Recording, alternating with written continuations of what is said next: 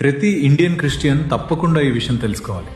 మన ఇండియాలో ఆడపిల్లల చదువు కోసం మొట్టమొదటి బాలికల పాఠశాల స్థాపించింది క్రైస్తవులని మీకు తెలుసా? వీడియో లైక్ చేసి ఎండ్ వరకు చూడండి, విలువైన సమాచారం ఉంటుంది.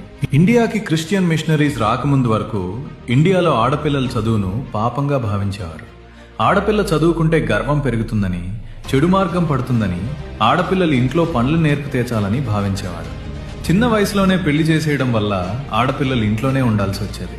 దీనివల్ల భారత్లో స్త్రీలకు అక్షరాస్యత దాదాపు లేదు. అదే సమయంలో క్రైస్తవ మిషనరీస్ పేద ప్రజలకు గాస్పెల్ చెప్పడంతో పాటు సామాజిక నైతిక సేవలను బలంగా అందించేవారు.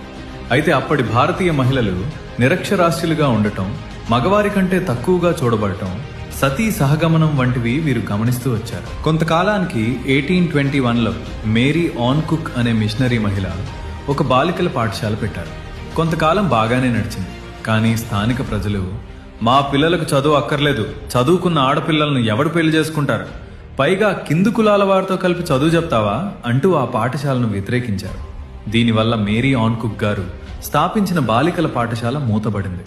తర్వాత 1824లో అమెరికన్ మార్ది మిషన్ అనే క్రైస్తవ సంస్థ ఇంగ్లాండ్, USA చర్చెస్ నుండి ఫండ్స్ సేకరించి ముంబైలో అమెరికన్ మార్ది గర్ల్స్ స్కూల్ అనే పేరుతో బాలికల పాఠశాలను ఏర్పాటు చేసి చదువు పట్ల ఆసక్తి ఉన్న ఆడపిల్లలకు చదువు చెప్పడం ప్రారంభించారు. భారతీయ ఆడపిల్లలకు చదువు యొక్క విలువ, ఆసక్తి పెంచి ఇంకా కొన్ని బాలికల పాఠశాలలను విస్తరించారు. ఈ విధంగా ఇండియాలో ఆడపిల్లల చదువుకోవడం అనేది క్రైస్తవ మిషనరీస్ శ్రమ వల్లనే ప్రారంభమైంది. ఎన్నో రీల్స్ షేర్ చేస్తూ ఉంటాంగా ప్రతిరోజు. ఈ రీల్ని మాత్రం తప్పకుండా ఫ్రెండ్స్కి షేర్ చేయి. నీ షేర్ వల్ల చాలా మంది ఈ విషయం తెలుసుకుంటారు. ఏమేనని కమెంట్ చేయి. అకౌంట్ ఫాలో చేసి పెట్టుకో, ఎందుకంటే నువ్వు తెలుసుకోవాల్సింది చాలా ఉంది.